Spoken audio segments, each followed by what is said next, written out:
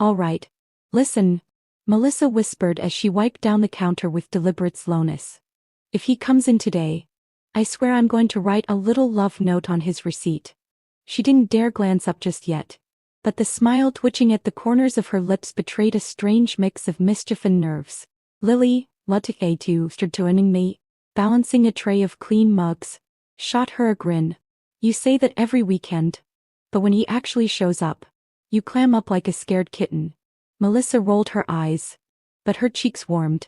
No, seriously, I mean it this time. He's been coming in every Tuesday, sitting at the same table, ordering the same coffee, and giving off the exact same unreadable, mysterious energy. I'm going to do it a small note, just enough to let him know I notice.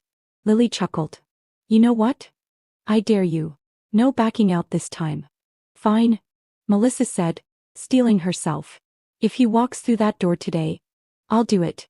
As if summoned by the challenge, the bell above the entrance gave its usual soft chime. Melissa froze. Lily's eyes widened as she turned. Well, speak of the devil, she murmured. There he was, James. He walked in with that quiet confidence that never quite came across as arrogance. Always dressed simply but sharply. Today, it was a charcoal gray button-up shirt and dark jeans. Sleeves rolled just past his forearms. His hair was slightly tousled, as though he had run his fingers through it moments before. He didn't scan the room, he never did. He just walked directly to table No. 9 like it was waiting for him. Melissa's heart beat a little faster. Her hands momentarily stiff against the counter. That's your cue. Brave heart, Lily teased under her breath as she passed behind her. Taking a slow, steadying breath, Melissa grabbed her order pad and made her way over. Hi, welcome back, she greeted with a smile. The usual. James nodded once, his eyes meeting hers briefly.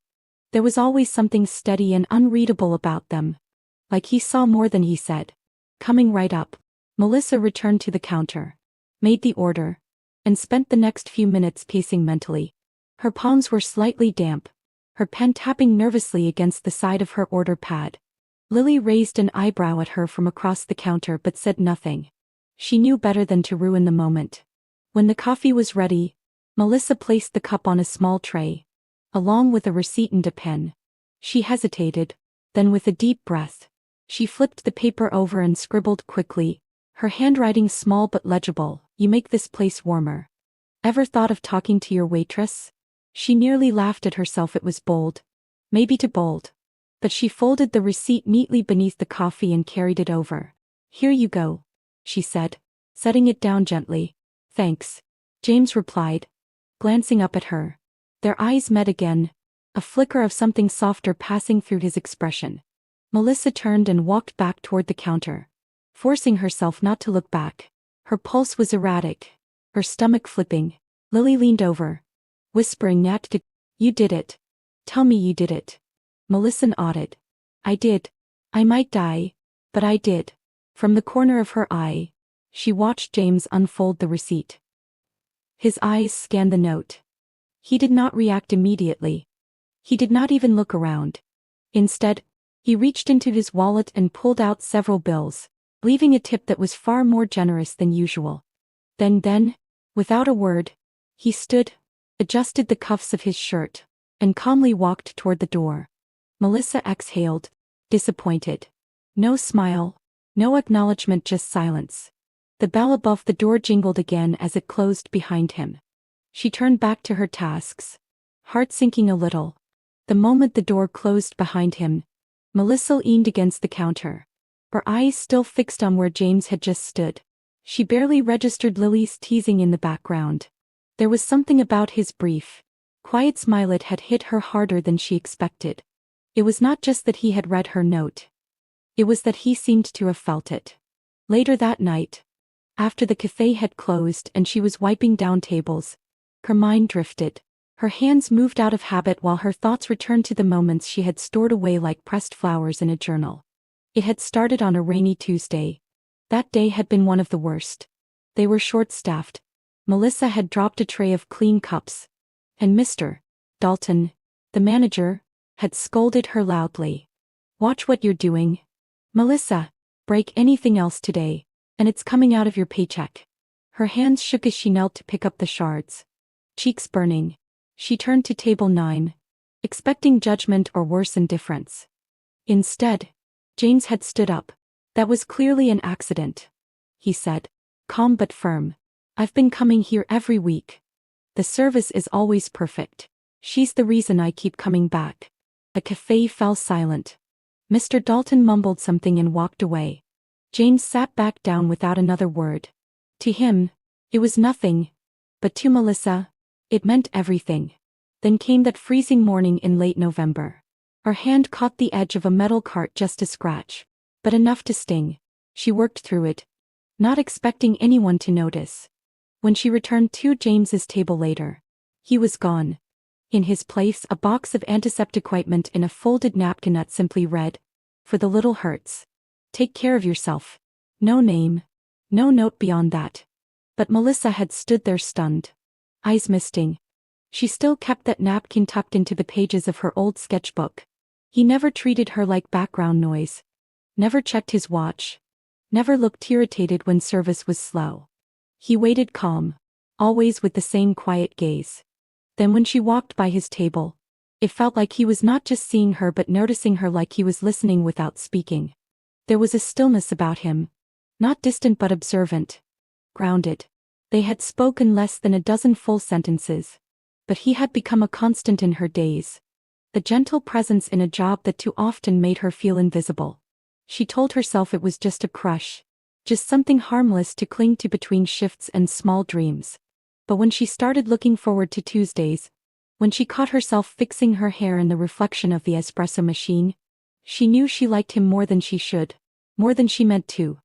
What she did not know was that James's presence at the cafe had not been accidental. He had started coming for work.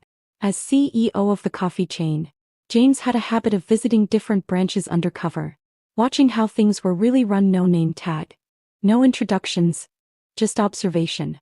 But he kept returning to this one because of her. He noticed her long before she noticed him, in the way she greeted regulars by name, how she tucked extra napkins into an elderly woman's purse, how she smiled when no one else was watching, the way she placed her hand on the counter, steady and open, whenever a customer looked lost. She didn't know she was being watched, not critically but with admiration. James had never planned to speak, never meant to get involved. But then came the note, a single sentence scribbled on a receipt. "You make this place warmer. Ever thought of talking to your waitress?" She had seen him, not through him, not around him. She had truly, finally seen him. And in that moment, James felt something shift. The world just slightly tilted on its axis. James stepped out of the cafe with his hands in his pockets, his calm exterior cracking. As he rounded the corner, a laugh burst from him, genuine, unguarded. He looked up at the sky and laughed again, a little breathless. Then, like a teenager whose crush had just smiled back, he jumped just once, light off the pavement, arms loose at his sides. He landed, exhaled, and looked around. A couple gave him a strange look, but he did not care. He clicked the car key in his pocket, the familiar chirp from across the street grounding him slightly. As he slid into the driver's seat, still grinning, he whispered, "Calm down. She doesn't even know who you are." And that was the truth. To Melissa, he was just the quiet man at table 9. She did not know about his board meetings, the title CEO, or the loneliness of hotel rooms across time zones. She did not know his name. But she had written him a message on a receipt that made him feel more seen than he had in years. As he drove through the city, his giddiness simmered into something quieter, steadier. By the time he reached his office, a joy had rooted itself deep. He rode the elevator to the top floor, nodded to the receptionist, and stepped into his office without turning on the lights. The city glowed beyond the glass windows. James dropped his keys and picked up his phone. "Caleb," he said when his assistant answered. "I need a favor." Quiet and discreet. "Yes, sir. There's a server at the Maple Hill Cafe. Her name is Melissa. Mid-20s. Short brown hair. I just want a little background, nothing invasive. Just enough to understand her better." Caleb hesitated. "You're not vetting her for a position. I'm not hiring her, James said. She wrote something to me today. It made me feel human. I'll handle it, Caleb replied. James stayed late, pacing the office, trying to walk off the restlessness. When the file arrived, it was past midnight. It was short, respectful. Melissa lived with her younger brother, Noah, in a modest apartment. Their parents had died within a year of each other cancer. Then a car accident. Melissa had left school to raise Noah, putting aside a promising career in interior design. She had been at the cafe for 3 years. No complaints, no infractions. She had even organized a coat drive for the homeless using just a tip jar and paper signs. James read every word slowly, admiration building. She had endured so much and still greeted strangers with kindness. He leaned back in his chair, then reached for his phone again. He opened an old social media app and created a new account under the name Nathan Rowe. The bio read, "Just a guy who likes good coffee and better people." Melissa's profile was easy to find: public.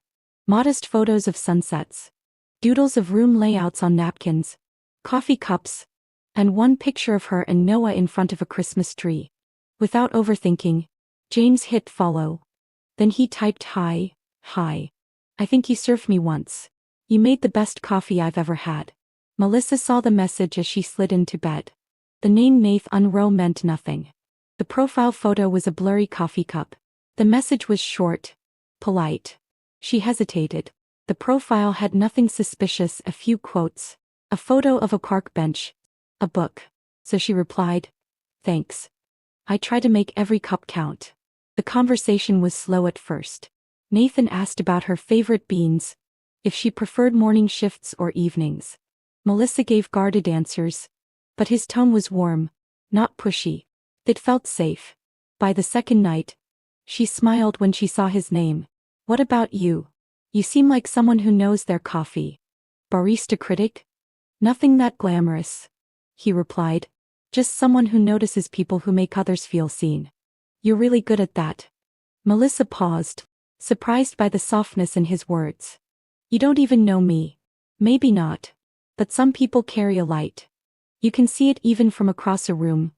From there, the messages came more freely. They chatted nightly, longer each time. She told him about her parents, about raising Noah, about her dream of designing warm, welcoming spaces, about Mr. Dalton's strict rules at the cafe.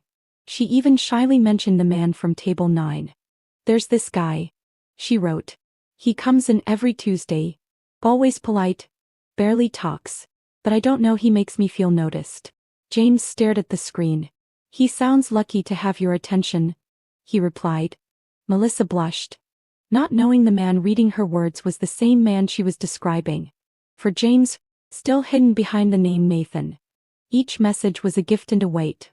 Melissa was even more extraordinary than he had imagined: bright, funny, resilient. And he was falling fast. But every word he typed deepened the lie. He told himself it was harmless, that it was just a different way of being seen. After all, Melissa had once seen him across a cafe and left him a message that had changed everything. Maybe this was just the next chapter of that. But then she messaged Dee, "Sometimes I think I talk too much. Sorry if I ramble." James wanted to type, "You could talk for hours. I'd never stop listening." But Nathan couldn't say that. Still, he kept going, because Nathan could say the things James was too afraid to. Then one night, she wrote, "I think I stopped believing people meant what they said a long time ago. But with you, I want to thank you for joining me. It feels different." James froze. He could picture her curled up in bed, eyes uncertain but hopeful. She was opening her heart. He typed slowly, "I don't want to be someone who lets you down." And when she replied, "Then don't," he knew he was in trouble. Because he was falling not as James Carter, CEO of a corporation, but as Nathan Rowe, a name that didn't exist. And the moment Melissa found out, everything real between them might disappear. It happened on a quiet Thursday night. They were chatting as usual, light-hearted, familiar. Melissa was curled on the couch in her oversized hoodie, her phone glowing in her hand, while Nathan sent another one of his thoughtful, slightly quirky messages. It was all becoming such a comforting ritual. "Long day?" he had asked. "The usual." Mr. Dalton on another one of his rule sprees. I swear he checks the angles of coffee cups. Maybe he just needs someone to remind him what warmth looks like you do every Tuesday at table 9. Melissa blinked. The air around her seemed to pause. Her fingers stopped moving. She stared at the screen for a long moment. Reading the message again, every Tuesday at table 9. Her heart dropped. She had never told Nathan about table 9. She had never mentioned the exact day or that the man she quietly adored sat at that specific table. And yet there it was. So casual. So natural. As if he had simply forgotten it was supposed to be a secret. Her hands started to shake. Her mind raced through every message. Every word. Every detail. She clicked on Nathan's profile. It was still bare. Still vague to perfect in its intentional simplicity. An hour later, with her laptop open and her search skills in full gear, Melissa finally put it all together. James Carter, CEO of Brewline Coffee. Photographed at a conference 3 months ago. Same face. Same posture. Same kind eyes she had stared into every Tuesday. Her stomach turned. He was Nathan. Nathan was James. The customer. The quiet stranger. The man who had said almost nothing in real life but everything in texts. The man she had started to trust. Maybe even fall for, and he had lied. The next day, Melissa went to work. Jaw set tight, hands clenched. She did not cry. Not yet. But when she opened the cafe door, she nearly froze. James was already inside. Not in his casual, soft-spoken Tuesday clothes. He stood tall in a tailored navy suit. A discreet pin on his lapel. Tablet in hand. Surrounded by 2 assistants. The air in the room had shifted. Staff stood straighter. The manager hovered anxiously nearby. Melissa stared at him. He turned to her. His eyes were the same, still gentle. Still searching, but her gaze was no longer soft. It was cold. Wounded. He took a step forward as if to speak to her. She turned away. For the next 30 minutes, James walked through the cafe like a man on a mission. Calm, polite, professional, but no one in the room knew what Melissa knew. He reviewed the operations, pointed out outdated procedures, highlighted customer complaints, and even corrected a few of Mr. Dalton's outdated policies. At one point, he quietly said, "There is more to leadership than enforcing rules. It's about making people want to stay, not making them afraid to leave." Mr. Dalton nodded, clearly uncomfortable. But to Melissa, it did not feel noble. It felt like a performance. Another layer in the illusion. She could barely breathe. He had been observing them all along, playing the silent customer. Watching, listening, then, when he felt like it, slipping behind a mask and entering her life with a new name. And what hurt most was that through it all, she had been honest. Every message, every memory shared, every vulnerable word she had sent into the digital unknown. He had received them not as James but as a man pretending to be someone safe. That evening, Melissa sat on her bed staring at her phone. Nathan's James's last message still sat there unread. "I'm sorry. Please let me explain. I never meant to hurt you," she typed, hands trembling. "Why did you pretend to be someone else? Was this a game for you?" The reply came quickly. "No. I didn't lie to play. I lied because I was afraid a truth would scare you away. I wanted you to see me first, the part of me that's just a man, not a title. But it was too late." Melissa's heart felt like it had folded in on itself because he had not trusted her with the truth. And now she did not know what had ever been real. She put her phone down and pulled her knees to her chest, willing the tears not to fall. For the first time in weeks, her screen stayed dark, and in her chest, something small and hopeful began to quietly break. Melissa handed in her resignation 2 days after the truth came crashing down. She did not scream or argue. She simply printed the letter, signed it with a trembling hand, and left it on Mr. Dalton's desk. When asked to stay until a replacement was found, she nodded wordlessly. The days that followed dragged like wet cement. She showed up for her shifts, apron on, hair tied, polite smile in place, but everything about her felt hollow. Her eyes, once filled with soft light and laughter, were now dull with disappointment. She went through the motions like someone walking through fog, disconnected and numb. "I just want this to be over," she confided to Lily in a whisper. Every minute I'm here feels like I'm standing inside a wound. 3 days into her notice period, on a gray and humid afternoon, the bell above the cafe door rang. Melissa was wiping glasses behind the counter, half lost in her own silence. When she saw him, James. He was not wearing a suit this time, no tie. No badge. No entourage.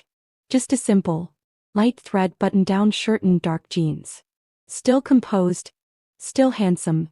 But different, softer. More human. He sat down at table 9. Melissa didn't move.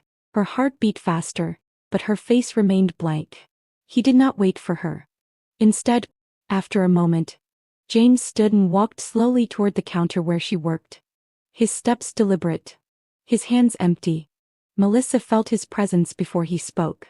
She kept wiping the same glass, even though it was already spotless. She could feel the warmth of him standing just across from her, the same warmth that used to make her heart flutter. Now it only burned. James placed his hand gently on the edge of the counter. His voice quiet but not unsure. "Melissa," he said. Please. Just 1 minute. Let me explain." She did not look up. Her hands kept moving, but her fingers had begun to tremble. "I have nothing to say to you," she said flatly, her throat tightening with the weight of everything she had not yet said. James hesitated, his mouth opening and closing, struggling to find the words that would make any of this make sense. But Melissa had already turned away. She walked quickly toward the back exit, past the kitchen, through the swinging door, and into the alley behind the cafe. That was when the sky opened up. Rain poured down in sheets, soaking her within seconds. She did not stop. She did not care. The cold and the wet felt oddly appropriate, like the world finally lit the way her heart felt. Why did it have to be him? She whispered to the sky, tears indistinguishable from the rain. Why did it have to be a lie? She heard footsteps behind her. Turning, she saw James stepping into the downpour. No umbrella. No jacket. Rain plastered his shirt to his skin, his hair darkened and dripping. He reached her in 3 long strides, then caught her wrist gently. Breathless, "Melissa, don't go," he said, voice trembling. Please. Just this once. Let me say it." She tried to pull away, but he held on, not forcefully, but with quiet desperation. "I never meant to hurt you," he said. "I never meant to lie. I came to that cafe for work. Yes, but I kept coming because of you. Week after week. I sat there not to observe staff but to see you walk by." She stood frozen, rain soaking her down to the soul. "I saw how you treated people," he went on, with grace, with kindness. "You made the world feel gentle again. You reminded me of something I forgot I could believe in." Melissa lowered her gaze, her lips quivering. "I made that fake account not to trick you," James said. "I was afraid that if I came to you as myself, as the man who signs your paycheck, you would see everything but me." Melissa's shoulders shook. She covered her mouth with her hand as the sob rose from her chest. "You know what hurts most?" she whispered, voice raw. "I believed in you. In every word you typed. I believed you were real." "I am," he said, stepping forward. "I am real, Melissa. And I'm still that man, just scared. Just in love." Her tears fell freely now. So did his. James closed the distance between them and wrapped his arms around her, holding her like a man who had waited his whole life to be allowed to do so. "I don't want to promise anything with words," he murmured into her hair. "Let me prove it with time, with everything I have. I don't want a future that doesn't have you in it." The rain didn't stop, neither did the silence that followed. Because in that embrace, soaked to the bone, hearts thudding in unison, they both knew nothing else needed to be said. Not yet. Not anymore. The drive home after the rain was silent but not heavy. Melissa and James sat in his car, both soaked to the bone, their hands resting quietly in their laps. The heater hummed gently, and though neither of them spoke, the air between them had shifted. It was lighter now, no longer taut with tension. James glanced over at her, water still dripping from his hair. "I'm not asking you to forgive me right now," he said softly. "I just want to be here as long as it takes until you're ready." Melissa turned her head, her eyes meeting his for the first time in days. She did not look away. In the days that followed, James kept his word. He did not send flowers. He did not flood her phone with apologies. Instead, he disappeared from her daily life but not from her world. Quietly, he reached out to the design institute Melissa had once dreamed of attending. He arranged a scholarship, full tuition, materials, a small stipend, no name attached, just an anonymous sponsor with faith in her talent.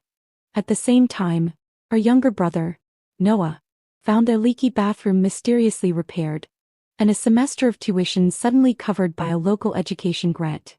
When Melissa pressed for details, the landlord only shrugged. It was taken care of. Some guy said he owed your sister more than she'd ever know. James made sure no gesture was traceable. He never wanted her to feel indebted. Only supported. And Melissa noticed, not through headlines or declarations but in the quiet unraveling of her burdens. In the way the world began, little by little, to feel less heavy.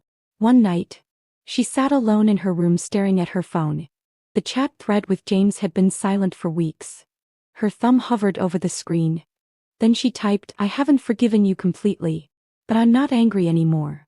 Seconds later, 3 dots appeared. "Then that's more than I deserve. Thank you." It was not a grand reunion.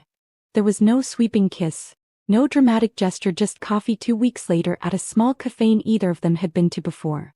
He wore his simplest clothes. She wore her natural smile, hesitant but real. They walked in the park, talked about neutral things at first: books, art, music, until the conversations deepened. James never once brought up the past unless she did. He let her lead. Over time, Melissa stopped looking at him like a man who had lied to her and started seeing him again, the one who left antiseptic for a scraped hand, who waited patiently at table 9 without a clock in sight. Their relationship rekindled slowly but surely. No titles, no roles, no illusions. They skipped the cafe where they first met, not out of pain but respect for what had been and for what needed to grow elsewhere. James let go of being the CEO when he was with her. With Melissa, he was just a man who had learned that vulnerability was not weakness. Melissa, Awisa, in turn, found peace in his presence, a quiet kind of safety, the kind that did not demand, did not press it, just stayed steady as breath. Then came the night of the exhibition. A local artist invited Melissa to design the interior space for his gallery showcase. She poured herself into it, every detail, every color, every placement spoke to her vision of warmth and belonging. It was a triumph. People came, they praised, reporters took notes. And for the first time, Melissa felt like she had not just followed a dream but caught it and shaped it with her own hands. Late that night, as the gallery lights dimmed and the last guest drifted out, James came up behind her. He wrapped his arms around her waist, his chin resting gently on her shoulder. You know, he whispered, "I want to be the only one who gets to stand in the front row, watching you do what you were born to do for the rest of my life." Melissa leaned into him, eyes closing. He smiled. A week later, she came home from work and found something waiting on the kitchen table. Not a ring, not flowers, just a small folded receipt, blank except for one handwritten line: "Still crushing on you. Marry me." Tears sprang to her eyes before she could stop them. She laughed, then cried, and when James stepped out from the kitchen, hands in his pockets, hope flickering in his eyes, she ran into his arms without hesitation. She did not need to say yes.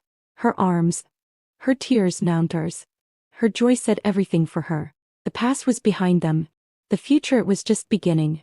1 year later, under the soft light of a golden afternoon, Melissa stood barefoot in a garden she had once only dreamed of. The trellises were wrapped in white blossoms, the air rich with the scent of lavender and sweet citrus, and the wooden chairs set in gentle curves framed a pathway lined with petals. Every detail had her touch, simple, elegant, intentional. It was not just a venue. It was her canvas. The garden was part of a small event space on the outskirts of the city. Melissa had designed it from the ground up, transforming a once overgrown lot into a sanctuary of beauty and calm. It was her first big solo project, commissioned just months after her gallery debut, and it became the place where she and James decided to marry. No hotels, no elaborate banquet halls, just this sunlight, bird song, rides, and dawns. And the people who mattered most. Guests began arriving, many already familiar faces. Lily hugged Melissa tightly before the ceremony, whispering, "Told you he was the real deal." Melissa laughed, wiping away a tear before it could smudge her makeup. Even Mr. Dalton came, wearing a tie-to-tight for his thick neck and an expression softer than she had ever seen on him. "You were always more than a server," he said as he shook James's hand. "I see that now." James smiled graciously. "She's more than I ever imagined too." As the music began to play, Melissa stepped out from behind the flowering archway, her white dress flowing like a breeze, bare shoulders glowing under the sun. James stood waiting beneath a canopy of vines, his hands clasped in front of him, his smile quiet but impossibly full. When their eyes met, the world narrowed, time stopped. Each step she took toward him felt like a stitch in a seam that had been waiting to be mended. The aisle was not long, but by the time she reached him, she was already blinking back ears. James took her hands, his thumbs brushing gently across her knuckles. His voice trembled slightly as he leaned close, speaking just loud enough for her to hear. "That receipt you wrote on," he whispered, "was the ticket that brought me into your world." Melissa's lips curled into a soft smile. "And today," she said, "that world belongs to both of us." Their vows were brief, heartfelt, and untraditional. No rehearsed speeches, no grand declarations, just honesty. "I promise to never stop earning the seat at your table," James said, voice steady, eyes locked with hers, "to listen more than I speak, to remember every Tuesday, to never pretend again." Melissa held his hand tighter, her voice breaking just slightly as she replied, "I promise to believe in us, to forgive without forgetting, to laugh through hard days, but to always save a seat for you at the cafe, in my heart, everywhere." The officiant pronounced them husband and wife.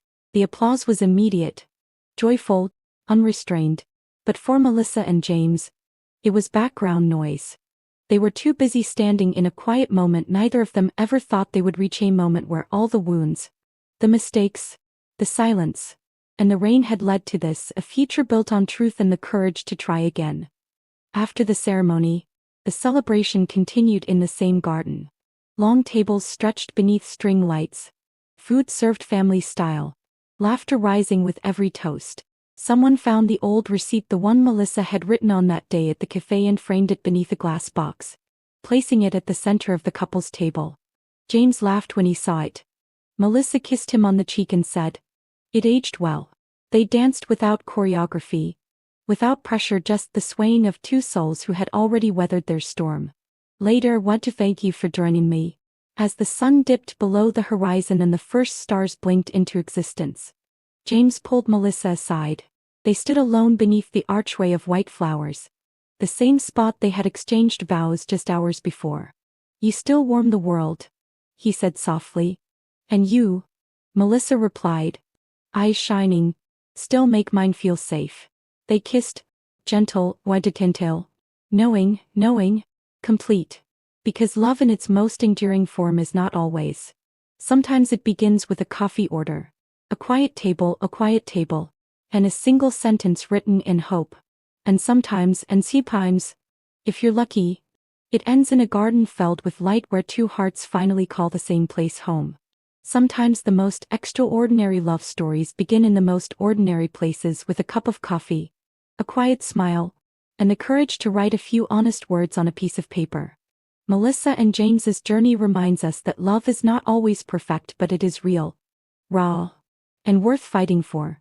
It teaches us that forgiveness is powerful, that patience speaks louder than promises, and that sometimes the smallest moments led to the greatest chapters of our lives.